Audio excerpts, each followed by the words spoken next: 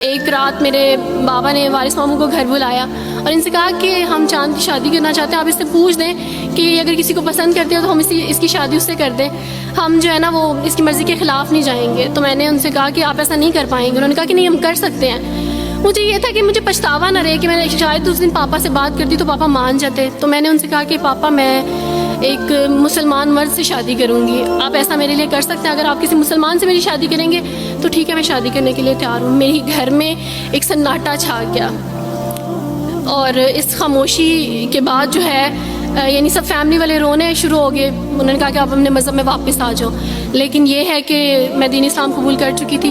آپ یقین جانیں، جس طرح لوگ مختلف ہیں اسی طرح ان کے مسائل بھی مختلف ہیں۔ مجھے مینٹلی بے انتہا ٹارچر کیا گیا، مینٹلی مجھے یعنی اس چیز کا احساس دلوایا گیا کہ ماما پاپا روتے ہیں۔ میرے پاپا نے، آپ یقین جانیں، خود کو پھانسی لگانے کی کوشش کی میری آنکھوں کے سامنے۔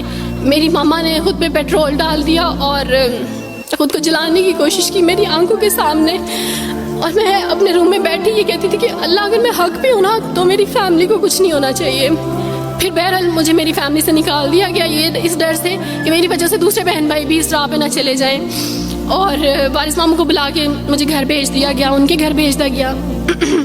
جب میں گھر سے آ رہی تھی تو وارث ماموں نے کہا کہ بیٹی اگر آپ کا کوئی سامان ہے تو آپ لے لیں۔ تو میں نے ان سے کہا کہ اس گھر سے صرف ایک ہی چیز میرے ساتھ جا رہی ہے اور وہ ہے میرا نام جو ماما پاپا نے مجھے دیا تھا۔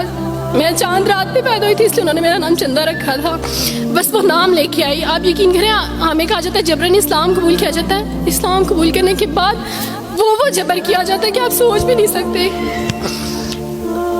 آپ کو اپنے ماں باپ سے ہی ملنے نہیں دیا جاتا، آپ کو اپنے ہی چھوٹے بہن بھائیوں کے پاس نہیں جانے دیا جاتا۔ آپ میں ہاسپٹل میں تھی ڈیلیوری کے ٹائم، آپ یقین جانے میرے پاس کوئی بھی نہیں تھا جو مجھے بیڈ سے اٹھا کے بٹھا سکتا۔ ایسے موقع پہ مجھے اپنے اپنوں کی ضرورت تھی، لیکن میرے اپنوں کے جبر نے میری ماما کو مجھ سے دور رکھا، میرے بہن بھائیوں کو۔ میرے کرسچن کولیگس نے ہی میری فیملی کو پریشرائز کیا کہ اس کو فیملی سے نکال دیں، کیونکہ اگر آپ اس کو ملیں گے تو مزید لوگ بھی عبدالوارث کی طرح، چندہ کی طرح اسلام قبول کریں گے۔ میں نا ہاسپٹل میں لوگوں سے کہتی تھی کہ مجھے بیڈ سے اٹھا کے بٹھا دیں، سیزیرین کے بعد میں اٹھ نہیں سکتی، میرا بیبی رو رہا ہے، کوئی مجھے بیبی پکڑا سکتا ہے۔ آئیڈیا ہی نہیں تھا ہاسپٹل میں کیا کیا لے کے جاتے ہیں، میرے پاس ایک ایسا دوپٹہ نہیں تھا جو میں چینج کر سکتی۔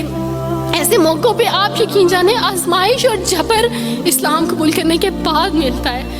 مجھے آپ سب سے توقع ہے، آپ سب اسلامک اداروں سے توقع ہے کہ اب آپ ہمارے لیے سٹیپ لیں۔ ہمارے اپنوں نے تو ہمیں چھوڑ دیا، انہوں نے جو ہمارے ساتھ جبر کیا اس جبر کے بدلے آپ ہمارے ساتھ نیکی کریں۔ اب آپ کیا سٹیپ لیتے ہیں نیو مسلمز کے لیے جن پر یہ الزام لگایا جاتا ہے کہ ان پہ جبر کیا جا رہا ہے؟ ہم پہ جبر نہیں، ہم پہ جبر اسلام قبول کروانے والوں نے نہیں کیا، بلکہ جن کے گھروں سے ہم آئے تھے اسلام قبول کرنے کے بعد جبر تو ان کی طرف سے تھا۔ کبھی کٹے بیٹھ کے روئیں گے۔